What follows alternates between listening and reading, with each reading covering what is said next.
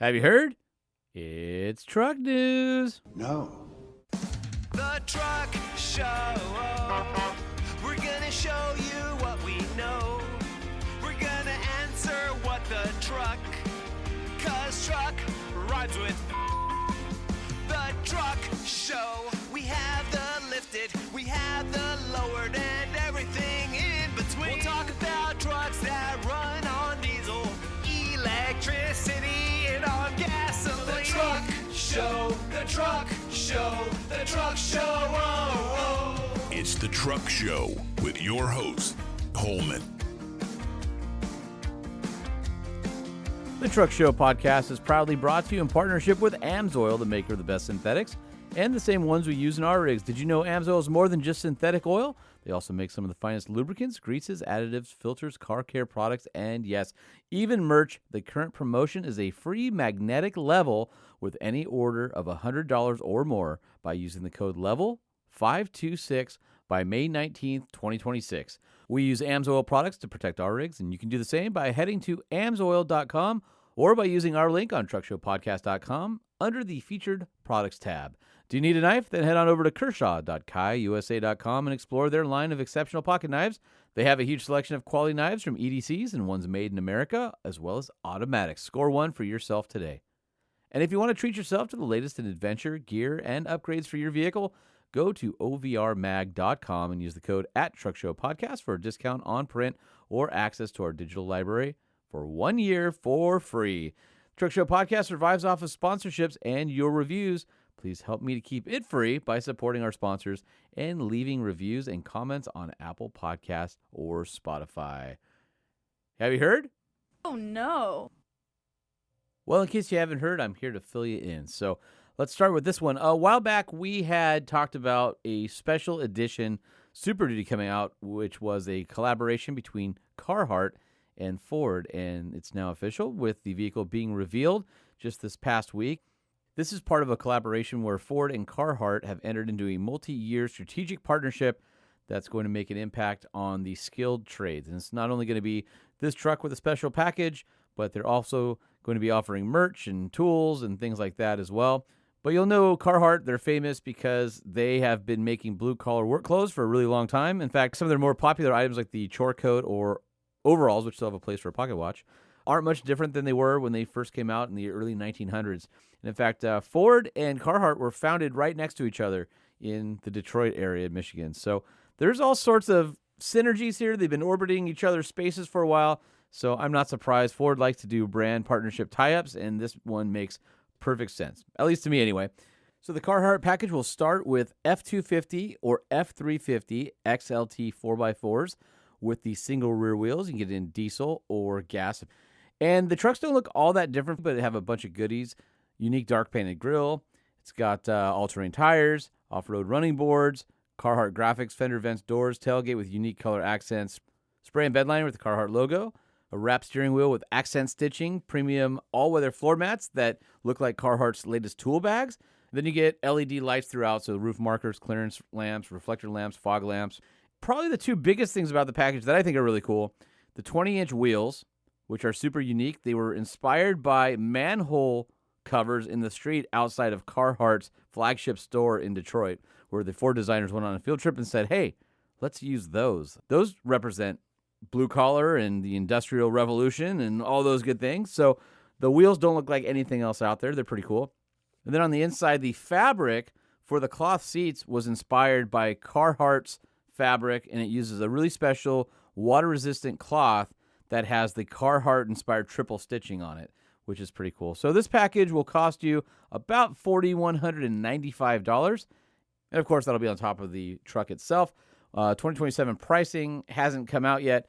You can currently get a Ford F-250 Crew Cab 4x4 XLT with the 6.8-liter gas engine for $59,595, including the destination charge. So if you are interested in a cool work truck that has work truck roots and feels a little bit more authentic, then the Carhartt package on the 2027 Super Duty might be for you. And here's a company that's been popping up in my feed lately, and they are making single cab Jeep Gladiators. So this company is called Acela, A-C-E-L-A, and they're calling it the Dispatcher 4x4. And so instead of having a 4-door short bed like the standard Gladiator, it takes the Gladiator frame and does a cab closeout, and then it gives you a 7-foot by 5-foot flat load bed on the back. And payload maxes out at 3,001 pounds, and that's versus the factory Gladiator, which is around 1,720 pounds, depending on what your options and trim level are. And you also get the Gladiator's 410 gear ratio, Dana 44's front and rear, and you also maintain the 7,700-pound max tow rating. The original pictures are out there. That's like California Caltrans, and it shows some municipalities and all that, and it's cool. The way it looks, the closeout is like an extended cab style, so it has a window behind the rear door, but there's no seat back there, right? It's just so you can recline your seat and have some comfort inside. And it's a standard 3.6-liter Pentastar V6 with the 8-speed automatic. But what's cool is this would be perfect for like an overlanding rig, right? Like a tray bed. And I think it'll appeal to companies or fleets that are looking for something with near half-ton capacity, but in a more compact, maneuverable package, especially if you have clients or places you need to go that require really good off-road ability. I don't think there's anything out there that's going to fit the bill. And because of the payload and the size of the bed, you can actually put a UTV on the back. Acela's president David Ronson said, quote unquote, "The Dispatcher delivers higher payload and superior maneuverability compared to half-ton pickup trucks, all on a compact chassis, a significantly lower price point, even lower than some worksite UTVs. It gives Acela a powerful platform to support our customers' critical mission." So if you want to know more, then head over to acelatruck.com, A-C-E-L-A truck.com. They also make some pretty cool cab-over Class 8 trucks and a bunch of other cool stuff for firefighting and things like that on their website. So I poked around the website, and I was kind of thinking, maybe we should have them on the podcast. I think there's a cool conversation to be had there. For those of you who like to scour websites like Bring a Trailer for rare gems, here's one that is super rad, and it's the right color if you ask me. Okay. GMT 800 2000 Chevrolet Silverado 1500 LS trim package, Z71 off-road package, so obviously 4x4, 4,300 miles, regular cab short bed. What? I mean, this thing sounds rad. So it's got the 5.3-liter Vortec V8, 4-speed automatic. It's got the AutoTrack active transfer case, Victory red paint, graphite custom cloth interior, 16-inch 5-spoke wheels, Z71. It's got the trailering package, drop-in bed liner, hitch, remote keyless entry, and a clean Carfax, all according to Bring a Trailer. And this thing is beautiful. Even underneath the chassis, it doesn't look like it's ever been off-roaded. And it has the bench seat, so it's got the 40-20-40.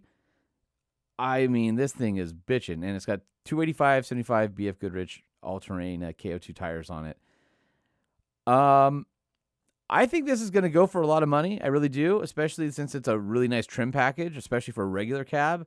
It's low mileage. It's the right color. It's hard to find. This even has a leather-wrapped steering wheel and the original window sticker. So it was sold to Jack Burford Chevrolet of Richmond, Kentucky, and all the options on it, which include upgrading to the V8, the automatic, the off-road package. By the way, the off-road suspension package, which includes skid plates and high-capacity air cleaner, $395. The AutoTrack active transfer case was $375 back then. A 265/75/16, $365.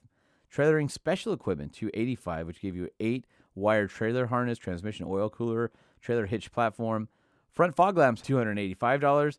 Front fog lamps, $140. Cast aluminum wheels, $110. Had $4,200 in options out the door on this, including a $665 destination. Boy, are we a long way from that. $27,776. And again, clean Carfax. Right now, it's got a South Carolina title. And as of the recording, right now, it ends in 4 days. The current bid is at $22,500. Honestly, that's a pretty good deal. Like, I'm at a point where I'm like, I would throw in on that. But then the way I would use it, it would be a great daily, and I love a short bed 4x4, and it would be perfect for how I want it. I don't want to ruin something with only 4,300 miles on it. You know? Or do I?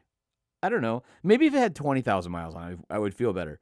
But this thing looks like it's brand new. I mean, it is stunning. And I think a lot of us will argue that the GMT 800 is really peak GM.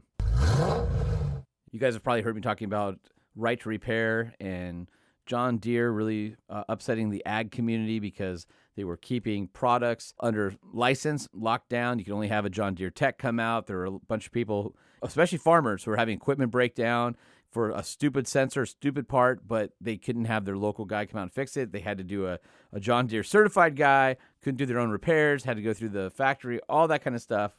And now John Deere has agreed to pay $99 million in their right to repair settlement. And they're going to be making digital diagnostic, maintenance, tools, all of that available to third parties for 10 years. I imagine with the legislation SEMA's trying to push through right now with Congress, that is going to be a lot longer than 10 years. But if you're an ag, you are familiar with the fight against John Deere for years over the right to repair equipment. In fact, old John Deere tractors, I think, have been going, or combines and equipment have been going, the pre-emissions, pre-computerized stuff has been going for almost as much money as the new stuff in some cases. But anyway, they admitted no wrongdoing, but agreed to pay $99 million into a fund for farms and individuals as part of a class action lawsuit. And that fund is going to be available to those who pay John Deere's authorized dealers for equipment repairs from January 2018 on. And the plaintiffs, as part of the class action, will recover, some, not all their monies. Of course, in all these things, the lawyers are the ones that get rich. Now, because this is different than the legislative stuff going through, it's not the law of the land. This was an agreement from a class action lawsuit. But I think John Deere and others see writing on the wall. Congress is heading toward right to repair, not only in the ag space, but also in the consumer vehicle space, which is, again, being championed by SEMA right now and is something that they have been working on quite a bit, along with ADOS and saving tracks and off-road stuff with Orba. There's a lot going on right now. But now that this settlement has been approved, there's precedence within the court system, and right to repair is only going to heat up over the next few months and years. And in another settlement, GM is going to pay millions of dollars, $12.75 million to be exact, for selling California residents' driving data. And as you know, GM wants to get out of the Apple CarPlay business and Android Auto because they don't want a third party to have all that rich, valuable data. They want it for themselves. And why do they want it? Because they're selling it. Well, check this out. They're going to be paying California $12.75 million in civil penalties for selling drivers' data. California is the first state to settle with GM after the company was caught selling locations and driving behavior to third-party brokers. So this settlement is still pending court approval, but it prohibits GM from selling driver data to, quote-unquote, any consumer reporting agencies for 5 years, and GM must also delete the information and request that LexisNexis Risk Solutions and Verisk Analytics have to do the same. Those are the data brokers that it sold data to. Of course, GM put out their own statement, and it said, quote-unquote, this agreement addresses Smart Driver, product we discontinued in 2024, and reinforces steps we've taken to strengthen our privacy practices. Vehicle connectivity is central to a modern and safe driving experience, which is why we're committed to being clear and transparent with our customers about our practices and the choices and control they have over information. Anyway, this investigation was opened by California after the New York Times reported that GM and, of course, other automakers, they're not the only ones, were sharing consumer driving behavior with insurance companies, and then that, in turn, caused those customers to have higher insurance rates. And according to the California Privacy Protection Agency, their investigation revealed that GM sold the names, contact information, geolocation data, and driving behavior data of hundreds of thousands of Californians. And they made just shy around $20 million nationwide for data sales to those two companies. So anyway, this isn't the end of this conversation. That's another place where privacy, we already lost a lot of it through our phones and being tracked there, and through our apps and our computers, and now through mobility. So this isn't the end of all this, of course, because as data becomes valuable, everybody's trying to get into selling their piece of it. And in fact, since that Time story broke in 24, several states have opened investigations. Even Texas sued the automaker for selling residents' data. And Texas Attorney General Ken Paxton called the unauthorized collection of driver data, quote-unquote, invasive and disturbing. All right, let's pivot from telling you sad stories about people finding your data and tracking you into cool ideas for cars. Truck tech going full throttle. Take a look, it's a future model. New tech first, spotted here. R&D R&D says the future's near. Protect that idea, it is good as gold. Bury the competition, more trucks sold. Do it for lightning, let's give a cheer. Give a cheer! Woo! We haven't done that one in a while. All right, GM has this cool patent that I came across the other day. And if Lightning were here, he would probably be super unimpressed. But because I still have a small kid, I think it's really awesome. So basically, it's a series of patent applications for, I guess, modular adjustable seat cushions. So think of it this way, and you've probably seen it before. I think Volvo had one before, and maybe even made to market, I'm not sure, where it was like an integrated child seat in the seat of the car, so you wouldn't have to bolt your child seat in there. Well, GM is doing something similar, but with a completely different way. And what it is a way for the seat cushion to open up. Think of it as the center seat on a bench seat, and the front half of it opens up and down, so that becomes a footrest. And then the back of it opens up, and that becomes the backrest. And it allows, it's basically an integrated booster, I guess would be the best way to say it. So it's described as a vehicular seat assembly with a seat bottom made from two main sections, a base portion and pivoting portion. In one configuration, the two cushions work together to form a regular sitting surface while the shells and footrests are hidden underneath the cushions. The second configuration, the pivoting portion moves away from the base portion, providing a footrest while the first cushion remains available as the sitting surface.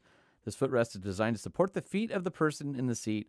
Some versions allow the sitting surface height and footrest height to be adjusted. So for anyone with small kids who knows how onerous and cumbersome a booster seat or a car seat can be, I like this idea of integrating it into the car itself. I think that would save parents a lot of hassle, and I think it could probably be even safer because you won't have installation errors and things like that. So cool idea, GM. And those patent numbers, if you want to check them out, US 2026 0116281A1 and 0124978A1. And they were both filed October 25th, 2024 and November 1st, 2024, and published April 30th, 2026 and May 7th, 2026. So if you like that kind of stuff, go check it out because it's pretty cool. All right, let's check in with a recall. Check engine light just went on. Noise under the hood takes like a bomb. Recall covers metal, glass, leather, and plastic. Door handle pulled off in my hand. Just fantastic. Well, this one's kind of important. It's a safety item because you might have this in your garage or you may have bought some. GM is recalling 40,440 containers of AC Delco GMW.3 brake and clutch fluid after federal regulators found visible sediment that could reduce braking performance. So the part number is 193533126, and it was produced between October 19, 22 and December 28, 22, and it applies specifically to the bottles from lot number 01977091222. And there is a recall number behind it that General Motors assigned, N262552830. So if you're like some of the people I know and you stock up on some of those fluids in your garage, you might want to go check and make sure that you don't have some bum brake fluid that is going to do more damage than good when you replace it. And if you have questions, you can reach General Motors customer service at 1-866-467-9700. Thank you to the sponsors that make the Truck Show podcast possible. Of course, AMSOIL. And if you want that level 526 is the code. Be sure to get that ordered with your $100 or more purchase by May 19th. And if you're going to order from AMSOIL, please use our link. You can go to truckshowpodcast.com to the featured products section and find your link right there under AMSOIL. And if you need a new knife, head to kershaw.kaiusa.com. And if you want the best in adventure content, OVR Magazine, OVRmag.com. And please don't forget to leave us a review. Thanks for listening. We'll do it again real soon. The Truck Show Podcast is a production of Truck Famous LLC. This podcast was created by Sean Holman and Jay Tillis, hosted by Sean Holman, and uses production elements by DJ Omar Khan and Jay Tillis. If you like what you've heard, please open your Apple Podcast or Spotify app and leave us a 5-star review. And if you're a fan, there's no better way to support the show than by sharing it and patronizing our sponsors. Some vehicles may have been harmed during the making of this podcast.